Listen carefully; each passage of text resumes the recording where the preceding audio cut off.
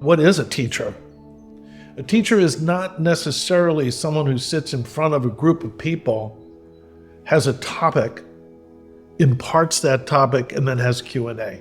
That's actually a pretty kind of limited model or limited opportunity for teaching. Hello, everyone. Welcome to another episode of the Wisdom Seat podcast. I'm Bill Moriarty. So for this one, me and a few other folks at the Wisdom Seat are now starting to become meditation instructors and teachers and sharing our experience with others. And it's so crucial to me to know how to approach this correctly. So I talked to my meditation instructor, Michael Carroll, who's also my friend, who's also one of the founders of the Wisdom Seat, and he's been doing this for 45 years. So I went to him with a bunch of questions. What even is a meditation instructor? How's this different than a Buddhist teacher? What is a lineage holder? How does he prepare for talks? We went over all these topics, a lot of good answers from Michael. And a thing to look out for is his emphasis on orchestrating insight, as opposed to someone who just imparts information. So this was really beneficial for me personally, and I hope it's beneficial for you too. Enjoy.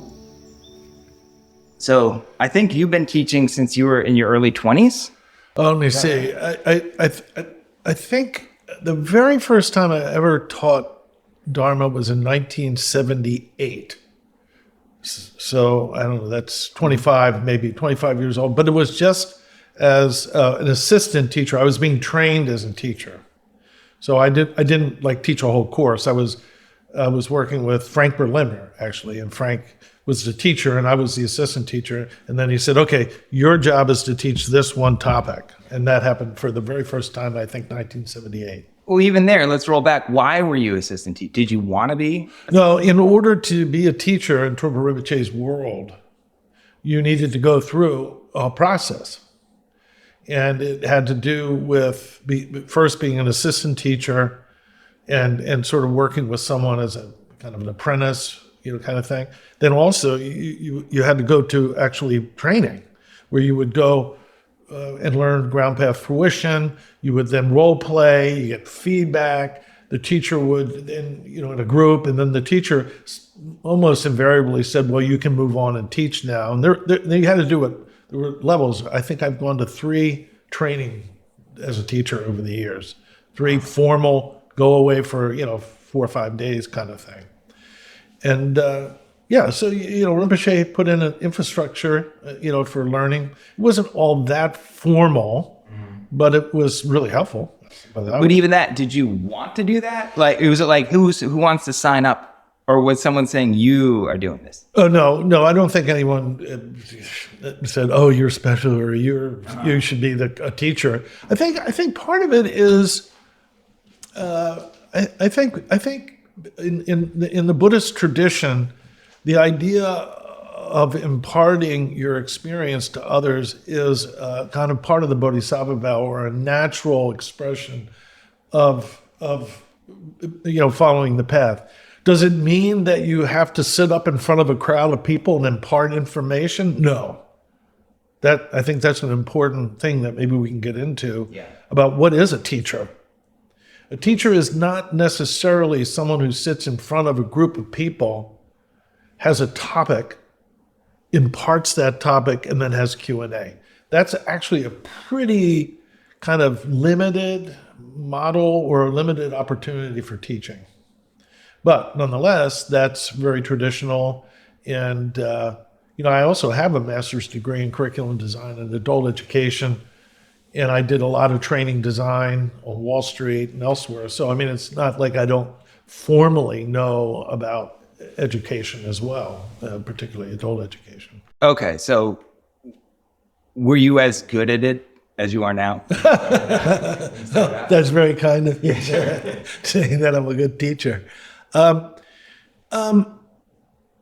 I enjoy, to me, sharing ideas with people and provoking their wisdom and learning from them, because I don't see my role as a teacher as just imparting stuff. I see it as orchestrating wisdom. And I've been in the room with a lot of smart people, including you, I'm not, and just orchestrating the wisdom of people has always fascinated me. When I was on Wall Street, we had to do quality circles. That was one of the how they were shifting back office culture from just executing paper transactions to provoking people to think about improving process, right? And quality circles was a big thing, and I would train people in quality circles. Well, quality circles, the very definition of that is those people know the answer, not you. It's how do you get them to get the answer out? So that I think is very Buddhist, frankly. That people's wisdom is inherent. Mm-hmm. And how do you provoke it, evoke it, nourish it, enrich it, tease it, that kind of thing, play with it. I think that's a major part of being a good teacher. Was that part of also teacher training? Yeah, I think so. I think the way they would frame it back then is how do you do Q&A well? Okay. It's very kind of, okay, you got to impart the teachings, got to do Q&A. This was a very kind of nascent organization in the 70s. Yeah. Trungpa Rinpoche was just beginning to produce teachers. So it wasn't, I wouldn't say it was very sophisticated, but, very structured well and, worked well, and we took it seriously and worked at it. Yeah, something I love seeing in some of the really good Buddhist lecture Q&As is someone will ask a question and the teacher will answer the real question. Yeah. That isn't that a person didn't even really know they were asking. Right. That seems very skillful. Well, I was just saying just earlier that someone told me this. I was not there when Trungpa Rinpoche said this, but someone told me that he said it. He said, I really listen. When I sit down, I really listen with people, but I don't listen to their words that much. Right? Yeah. So I think that's the point you were making. Mm-hmm. Did you have were there any early challenges or pivotal moments when you were starting teaching that you influenced how you continued after that?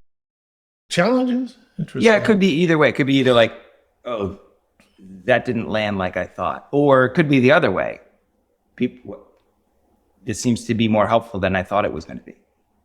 Well, I can honestly say, I don't think I've ever been in a situation teaching, whether it's Dharma or just, conventional notions, where the circumstances somehow go awry. Generally speaking, it's kind of like dancing. If you miss a beat, it's okay, but you dance. It's like, oh, I like dancing. And you don't go, is there any time when dancing was really hard? And no, you dance. It's kind of normal. But I should say, as I'm getting older, I over prepare for my talks, and I don't know why. I do a lot of study, a lot of reading, probably because I've been introduced to so many teachers and so many interesting ideas that I over prepare, and I get really frustrated. It's even to a point where I go, frustrated with yourself? Yeah, I'm like, why am I doing this? I don't care. Let me just have a conversation with people. So there's that idea of Buddhist literacy, right? Knowing what you're talking about. So doesn't it, I would think, me, I take a lot of notes. So I would think I'm going to be preparing a lot, at least in the beginning. Oh, from that point of view, well, I'm 70 years old and I've been studying Buddhism since 1971, right? Yeah. So, not that there isn't more stuff to learn, but in terms of, Abhidharma, skandhas, the realms, Mahayana models of paramitas, the four immeasurables, all these kinds of things. I've been very fortunate to have studied them for a long time. Mm-hmm. So I don't, the preparation from me is less about mastering certain content. It's really understanding nuance in how to present deeper understandings of those to a modern world. That's where I really put in a lot of effort, and I get overly enthused mm-hmm. by the challenge sometimes. Okay. Yeah. Over this, I mean, that's a lot of time. Do you go back to your notes? How do you do, just technical aside, do you like just do the notes in the margins of the books? Do you rewrite things for yourself and something and go back? I have a whole system. Oh, let me hear it. It's you don't necessarily want to do this system. Yeah, no, but I want to know. Yeah. Well, I have boxes and boxes and boxes of my notes for all the talks I've given, and it's probably several hundred. And the way I do it is I organize in a particular way, but then it goes into an envelope, and the title of the talk is put on the envelope and a date. And then it's put into a larger envelope and it's dated, and often there are sequence talks. So it's like, we just did a thing on authentic presence. Yeah. It was a series of 5 talks that is now organized in a file, and you can go in and see my notes. Wow. And sometimes I go back to the notes. I'm like, oh, I don't know what that means. But the way I was trained formally in adult education, there's a whole series of dynamics about how adults learn. So for example, kids learn. Kids don't care. Little children don't really care about sequencing. So you can have a bunch of kids here, and you go, "Okay, we're going to color now," and they go, "Oh yeah, color," and they go, "Okay, now we're going to go outside." And they go, "Oh yeah, let's go outside," and they don't mind that. Adults don't like that. They want to know where things are going. Mm-hmm. So the idea, and we're trained in ground, path, and fruition. So the ability to always let the student or whoever you're imparting the information know where you're going is key. So when you organize your talks, at least for me, you want to be able to say, let's review where we were last week. Yeah. And here's what we'll be covering tonight.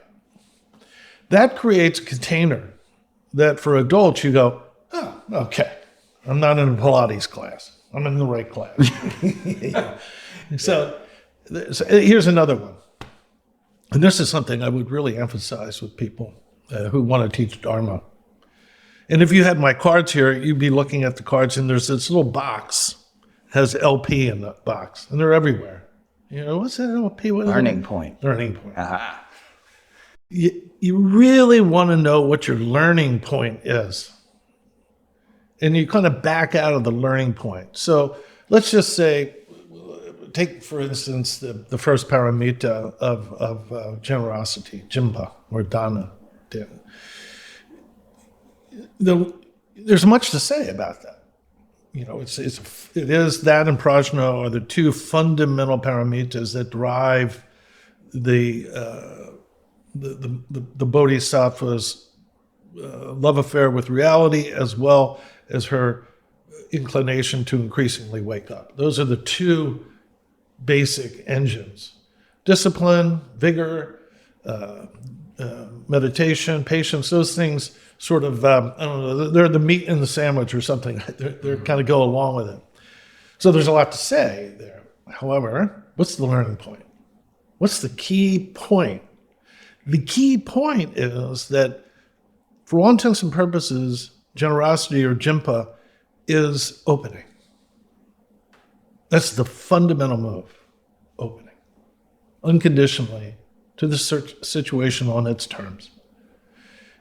That is the fundamental gesture of generosity, because you're offering yourself unconditionally to the circumstance in a dualistic arrangement. That takes courage. It takes a broken heart. It takes being vulnerable. All of the dynamics are involved with that simple gesture of opening. Now, if that's your learning point and you know that's where you're going, well, the story you're going to tell and the points you're going to make getting up there are going to blend into a kind of a dynamic that helps everyone come to that point.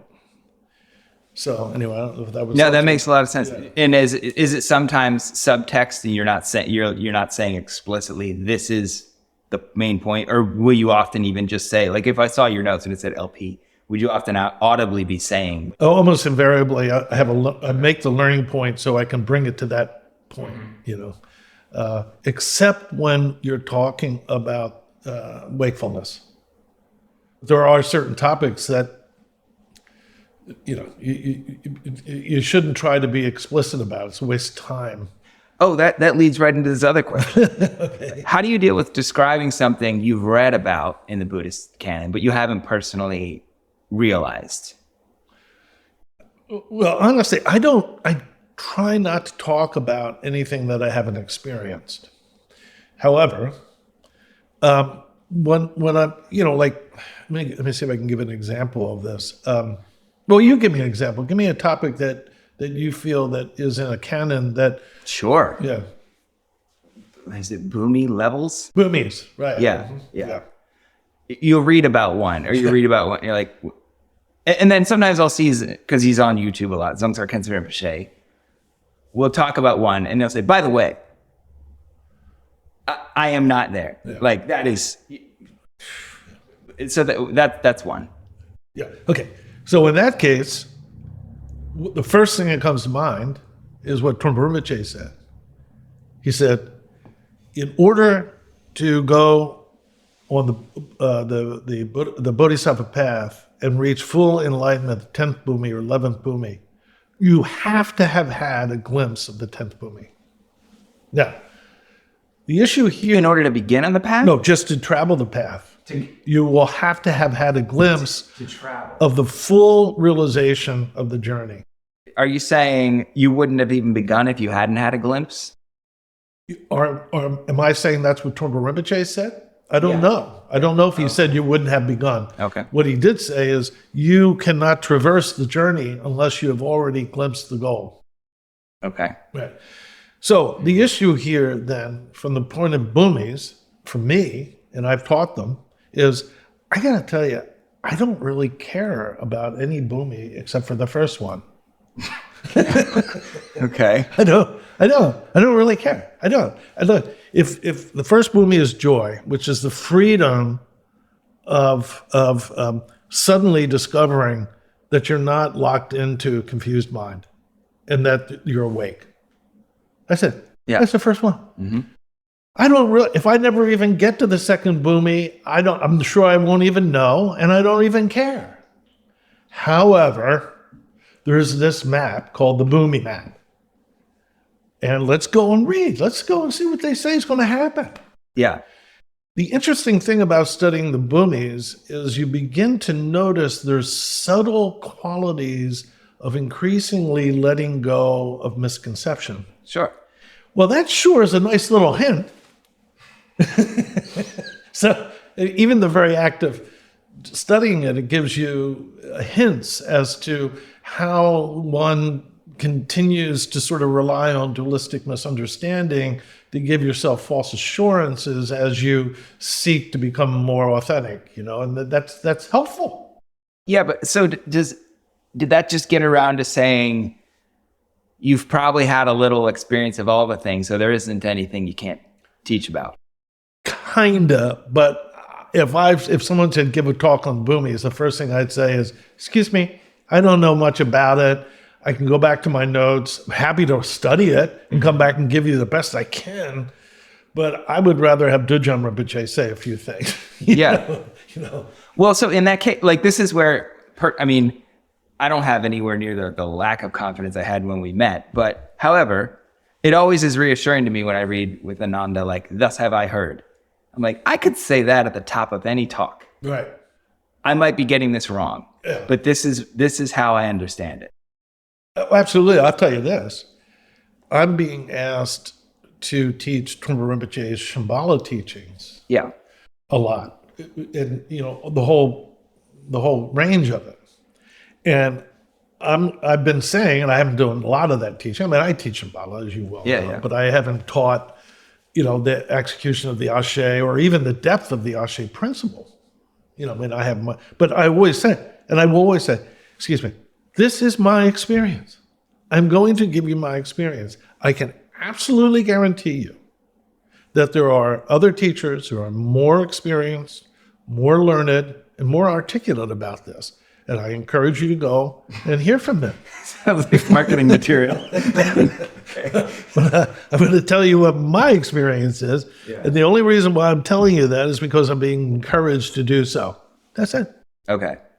That's relates to, I'm pretty sure you've been leading a talk on something when luckily the person who wrote the book is in the audience, or someone who might have taught it a lot more or know about it is right there. Yeah, that's happened to me a few But times. you still talk very emotively as if you're talking to me or someone who maybe hasn't traversed this topic before. Okay, yeah. Is that an intentional technique of doing? Because you're talking to different levels of audience. It's funny. What I was thinking that you were pointing to, which is not it, and we'll come back to your topic, is one time I was in Boston giving a talk, and the people in the room were serious dudes and dudettes. I mean, these were, the head of Children's Hospital and a lot of physicians and scientists. I don't know how they all got there, but it was pretty cool. I was quite impressed with the conversations we were having. There was about 20 people. In any case, I quoted some, this was what it was. I quoted some data from a mindfulness experiment around the immune system. And I basically said something about more white blood cells to actually resist the flu. And I said it, and the guy said, excuse me. I actually did that experiment and wrote the research on that. And it isn't that you could resist the flu more. You can't say that. You can say that you have far more white blood cells that actually those are designed to resist the flu, but you can't say that they actually resist the flu. So it was kind of interesting having that person in the room, and I'm there. The guy was the guy who did the experiment. It was kind of funny. Anyway, back to this. I'm not particularly when you say when I'm trying to impart an insight into, let's say, the Abhidharma, let's say the structure of ego's misunderstanding of identity, for example. There may be someone in the room who would have a better understanding of that or be able to impart it even more skillfully. And I hope in my heart that I create an environment where they're invited to do so. Okay. Yeah. So, but are you thinking of the audience when you're coming up with the structure of the course? Level one kind of thing. Someone's never been here. Right. You're like, what's a bodhisattva? And you might talk about it in some way, rather than if you're like talking to senior practitioners about some more subtle aspect of it. Oh. But you'll find in some of the classes, they're all there. So it might be like, well, this was a beginner class, but this person I've known for 45 years happens to be here. Yeah. Well, yeah, I think that's a good question because Fine. because teaching mindfulness awareness in sort of conventional settings or in sort of broad settings, not sort of a group of Buddhists who are from a particular lineage or are here for the retreat to study a particular body of teachings or something like that. I've been in settings where I have to teach mindfulness awareness to a group of people, and there's a person in the room that has heard the word mindfulness somewhere. And simultaneously, there's a couple people who have been doing mindfulness for 20 years. They're in the same room. And that's happened to me a lot. Mm-hmm. And that's kind of the territory of wanting to impart these teachings in secular settings. I personally find that fun. Okay. Because it requires me to come up mostly with metaphors that invite shared wisdom. Oh, that's good. That's like what you said at the beginning. Yeah. That it can be inclusive about being human. Yeah. Whether you already have experienced even being awake or having just the smell of it in the room, there are certain shared dynamics being human or authentic that can be enlivened through a metaphor. Metaphors are important. They're actually central to imparting teachings. Okay. That makes a lot of sense. And plus, hopefully the people who've been doing it for 20 years aren't particularly annoyed if they're like, I've heard this before. Yeah, well, no, now you're getting to something that freaks me out all the time, because I tell, like that, you're familiar with the story of the CFO who's looking at the watch. Yeah, right. That's good. I've told that story way too much, but I feel somewhat embarrassed. I don't know why, but I feel embarrassed telling the same story again, because I don't want to take advantage of people's attention. They're here to have a unique and fresh conversation, and I don't want to go over old territory. However, I won't name the teacher, but a pretty big name. If I said the name, you'd be like, oh, that's a big teacher. Yeah. And there's like 500 people in the room, blah, blah, blah, blah, blah. And the person tells a story, and I go, man, that's a great story. Afterwards, I said, that's a great story. And the person looks at me and goes, she's told that story 600 times. She's been telling that for years.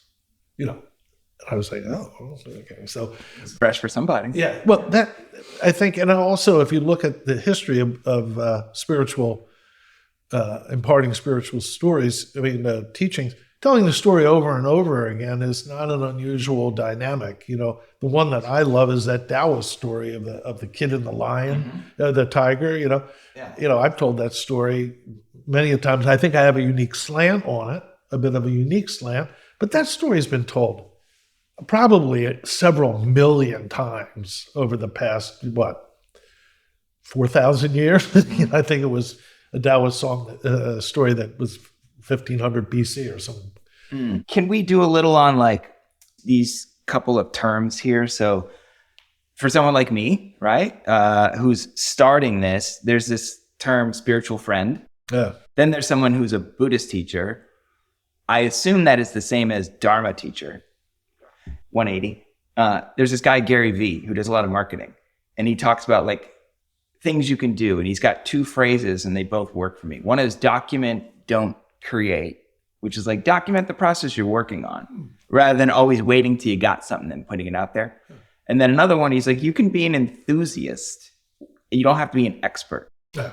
I was like, oh, that actually relates to this of hey, everyone, I promise I'm going to do a bunch of research. I'm going to read a lot of things, and then I'm going to have this talk and these learning points. But I consider that we're exploring this topic together. Yeah. This is not me telling you how it is. Yeah. I would say a few things there.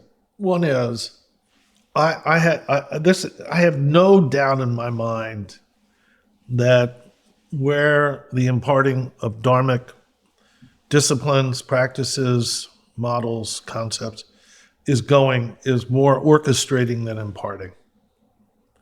How do you orchestrate a conversation?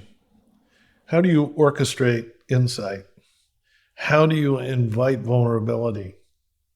How do you create an atmosphere where people feel that expressing their authenticity is wholesome? That's where teaching is going. I do believe that the history of Buddhist teaching, and I think generally spiritual teaching, is an elder imparting her wisdom to those who are seeking to deepen their understanding. And, that's been happening for thousands of years, tens of thousands of years. And that's a worthy relationship with a teacher, no doubt about it. But I'm sensing that that's changing, given how human beings kind of shape their relationships with one another, social intelligence, and learn from one another. And I would encourage any Buddhist teacher to perfect those skills of orchestrating wisdom rather than imparting it. And that's a much more challenging, I believe, a much more challenging set of skills. However, now what happens there is it changes the role of the teacher. And as you know, I've said to you before, I don't really like being called a teacher. Right. And the reason being is I feel that relationship, teacher to student, while I am so honored by my teachers, they are teachers. I am a student. Yeah. And that goes back to, when I was in high school, I had a German teacher who he didn't teach me German, he taught me philosophy and logic. And I mean, that was a formative thing. So it's not just Dharma teachers, it's teachers generally is a very respected role in my life. And I will never forget that. However, I find that as a teacher, working with someone like you, the title teacher and the title student often more confuses the circumstances rather than clarifying them. And I'm not even sure what the best way to do it is. And I think that speaks to what I'm talking about, the orchestration of wisdom rather than I have the goodies. Now, obviously, some people who get to know me go, dude, how'd you say that? Where'd that come from? And I get that. And, and other people have their strengths and areas. And so therefore people want to understand how I parsed a particular insight. And I have no problem with that. But the issue of being a teacher from the point of view of orchestrating is then you begin to notice that you teach in ways that you maybe didn't know about, right? So there's two men, for example, who the way they teach is circumstantial. Yeah. They get into circumstances that you and I would never get in, and they impart. They transmit wisdom in circumstances. They inspire the best in others spiritually at very interesting points in the way they navigate their world. That is a very potent way of teaching.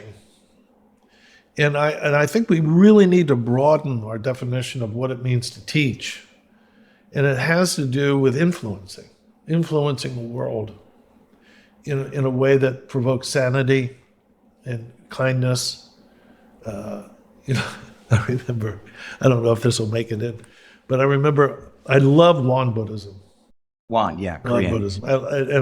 I just have so much respect for them. And I got to know them over many years. I would teach at their school and all that kind of stuff. And the monks there the monks and the nuns are so fresh and so naive in the best sense of the term. And they would come to me and they go, how do you bring these teachings? We want to bring these teachings into modern world, but how do you do it? And I said, well, because Trungpa Rinpoche helped us do it, Yeah. How do you people in Shambhala do this so well? I said, you really should just sort of relate with people on their terms and get to know how they speak. And they said, like where? I said, wait, where do you buy your coffee? Or where? He said, well, there's a grocery store down there. I said, well, there you go. You're a cashier, They all went down and started relating with cashiers. They came back and they said, okay, we went down. And we met with the cashiers. As a group? They literally went and met with cashiers. And it was so sweet. It was just so, and they came to my level 1 and Master Han came to my level 1 and stuff. But it was just so, it really made me fall in love with them, But the point is the melody of circumstance invites us to impart the teachings all the time. And I think going forward for Buddhist teachers, we need to attend to that reality that it's an orchestration of wisdom and a melody of circumstances that invite us to provoke the best in others, basically, the wakefulness in others. This is great. This sounds like a very personal, intimate knowledge of how I or you or anyone would see themselves as imparting teachings to people. But we also have a website and we put things on there. And there's one part that says meditation instructors, right? Could that be swapped for Buddhist teachers? Do you see these as different roles? Yeah, I do. I see them as different roles. And the reason why I see it as different roles is because of the way Trungpa Rinpoche trained me and others in the Shambhala vision. And one of the core elements of Shambhala vision is that culture, by definition, is healthy, can be healthy. And it doesn't have to be Buddhist culture. It can be Christian culture. It can be, like nature culture, or just sports culture. Culture can be healthy. And therefore, inflicting Buddhist culture on culture is questionable. Not that both of us love Buddhism and happy to teach it to people, and I'm not ashamed of tell people I'm a Buddhist by any means. However, the idea of meditation is being able to help all human beings realize the inherent wakefulness of their lives on their terms, not ours. So I think meditation teacher is the better title. Yeah, okay. So going along with those terms, where does lineage holder fit in? Yeah. How is it the same or different from these others? Yeah, I think, that's a very interesting and spicy question. Ooh, all right. Yeah, spicy. There's an essay, and you may want to follow up and get the Link. Yeah, I'll put it in so people can go. It's written by a woman lama, who was a scholar, whose name is slipping my mind, but that's happening to me a lot when I'm 70. But nonetheless, what she does in this essay is she goes back to this point where Gampopa, I think I've spoken to you about this before, where Gampopa is the holder of both the formless Mahamudra style, and he's also received the tantric Mahamudra style from Milarepa. And Milarepa's gone. And now Gampopa is the, quote, lineage holder, end quote. Mm-hmm. And there's all kinds of, you can literally get a couple of books, I've read them, they're translated, where Tumpa and other cave dwellers come down to speak with, they speak to Gampopa. And the audience is going to go, dude, that's not what happened. But nonetheless, I'm going to tell it my own way. And basically, as I read it, they go, dude, what are we going to do, man? You have the formless style, and we also do the tantric sadhana style. What do we do? How do we do this? And Gampopa kind of goes, I don't know. And he goes, well, why don't we try this? And he goes, start with when you go in retreat, because these men and women wanted to go back to their caves and practice. And he said, okay, what you do is you start off with Guru Yoga, and then, then you do your sadhana practice, and then, then you do a long period of you take a refuge vow, that was the beginning, and then you do a long period of formless meditation, and you end the day by dedicating Mara. Try that. And everyone's like, copying it. Okay. And they go off. And that now became the Gampopa's 5-point Mahamudra instruction. But the impression that I read in the translation was it was just them sitting there going, oh, what do we do? But why am I telling that story is at that time, the men and women who started practicing and mingling those two forms of Mahamudra, they were not in their mind saying, I'm creating a lineage. Mm-hmm. They were just doing what they were being instructed to do to sort it out. And in retrospect, it created the 4 great and 8 lesser lineages, Drikung, Taklang, Sapa, these, and the great one, Karma Katsang, which is the Karmapa line, right? But those people, according to the scholar, and I think she has it right, they weren't like, I'm now a lineage holder and I'm creating a lineage. Right. It was an organic expression of devotion and discipline and realization that moved through. And she uses the word streaming. That lineage in Tibetan means stream.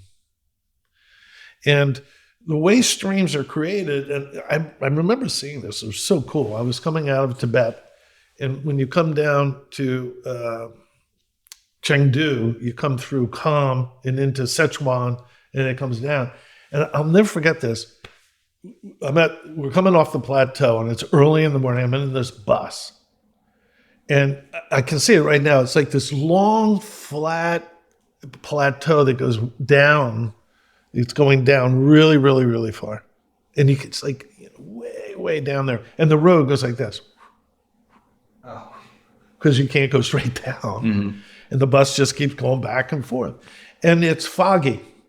Oh. There's clouds everywhere. You're in a cloud. It's like foggy. Mm-hmm. And I'm just sitting there looking out the window. And I'm noticing that the wet on the ground, because the plateau is only a little grass, about that much, it forms little rivulets. Just little teeny rivulets from the cloud. And then they start forming into little teeny streams. And then the road has to have little pipes for the water to go through it. And by the time we get down there, there's a giant river. Mm-hmm. It was pretty cool. Yeah. This is the point she's making, is that those streams, some of them come together to form a lineage, while others maybe just peter out. They use a little water kind of thing.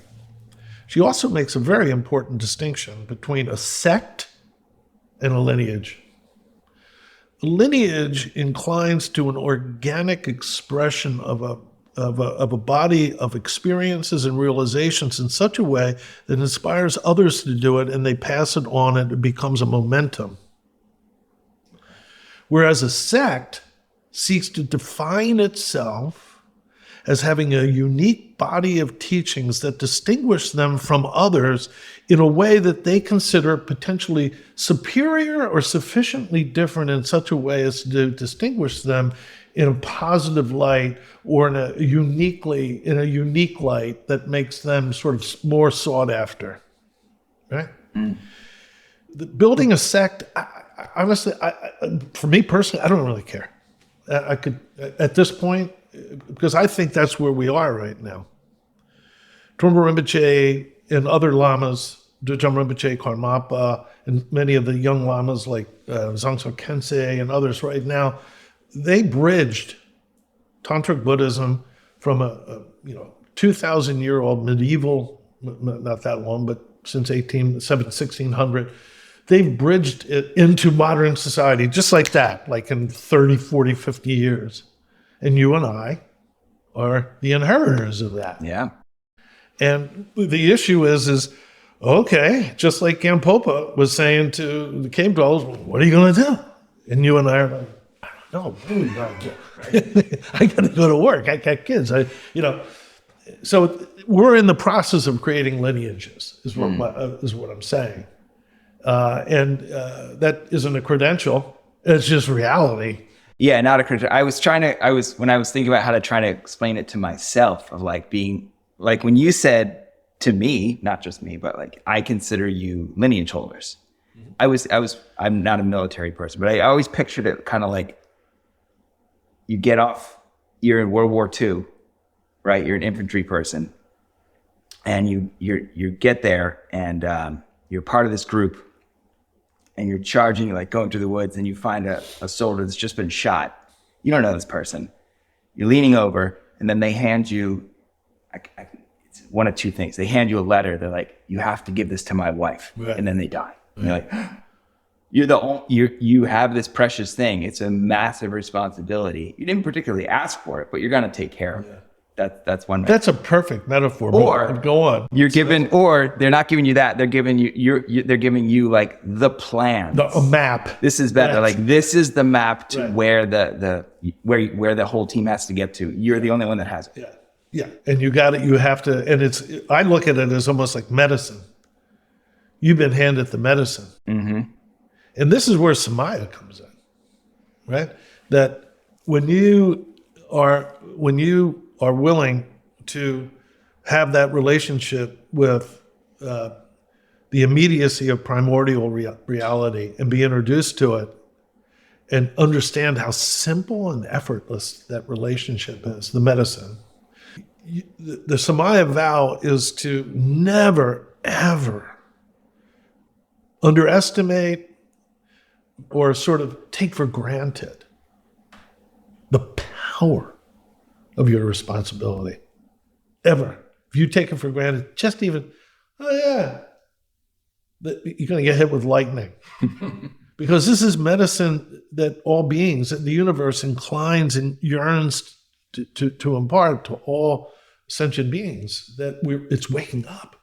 It wants to wake up completely, and so I think that's a great metaphor. And guess what? I just stole it. Okay. And we'll be using it. Copyright. That's great. My last question is, what should I have asked? The topic was generally, to me, you've been seen as a meditation instructor and a Buddhist teacher for a long time. Mm-hmm. And now in our organization here, not just you, but others are helping those of us who've been around a while also be empowered to do that, become Buddhist teachers, teach in different ways. So a lot of people put a lot of time and work into me. So I shouldn't just keep that. I should share that in some way. So that's the topic, is how to start sharing this, helping others more generally, being willing to stand up and, okay, I'll teach something that I've learned. Yeah, I think for you, not just me. But I'm going to say, sure.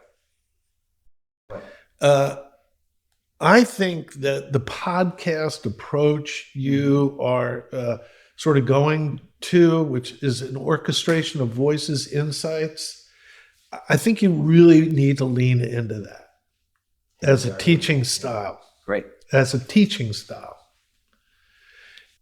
But it also, but don't let it give you the impression that it doesn't require you to study really hard. Mm-hmm. You should, in your lifetime, master the content of the Buddhist teachings. Not every text. I mean, that would be ridiculous. Sorry. But, just in terms of Abhidharmic understanding, you should be well schooled in the Abhidharma. In terms of the Mahayana, the Bodhisattva vow, and the various kind of subtleties of expressing the awakened state through the paramitas, four immeasurables, 37 practices of the Bodhisattva, et cetera, you should know them very, very well and work with them. And then let them soak into you so that when you're having an interview, you remember something like drive all blames into one. And you say, what do you do when people accuse you of really weird shit, man? That happens on the internet all the time now. And, and they just make up stuff. How do you feel? Right? That comes from understanding drive all blames into one versus a conventional notion of fuck them. You see what I'm saying? Sure. Yeah. So anyway, my point is you should have this almost organically nonchalant style of orchestrating voices, but behind the scenes should be a very muscular understanding of the Dharma. Okay, that works. Yeah. That's good. Good. Thank you. That's for me. Anything else at all? I don't know where this is going. I want to be dead by the time this gets clear. Trungpa Rinpoche was on to something. I think you might have noticed that. Which is, where Buddhism is going in the West is more about provoking the inherent sanity of the West than imparting sanity to it. Yeah. There's a quote that you may want to get from Matt DeRodio. He sent it to me. It was from, I forgot the name of the gentleman, Jigme Phunsak, I forget. He was the gentleman who started the Lorong Gar in Tibet, a very famous gathering of thousands of practitioners. Anyway, when he came to the West, His first thing was, there's 5, and you get the quote, there are 5 Pure Lands. And he named them. He goes, one of them was Shambhala. It's one of the Pure Lands. And he goes, now that I've come to the West, I now see that this is the second Shambhala. Right? Yeah. Okay? See what I mean? Mm-hmm. So, how do you work with the fact that the kingdom is hidden in plain sight? Right. How do you work with the fact that this is a pure land that has gone mad? So it's your job. Figure it out. Don't mess it up. Okay. Thank you, everyone, for listening to this discussion with Michael Carroll. I hope you picked up that orchestrating insight versus imparting knowledge, that's the way to go. I'll be putting in the show notes here the links that Michael talked about and the quotes that he referenced. I hope you found this insightful. Please consider subscribing to the podcast if you like it, and visit us at thewisdomseat.org. Take care.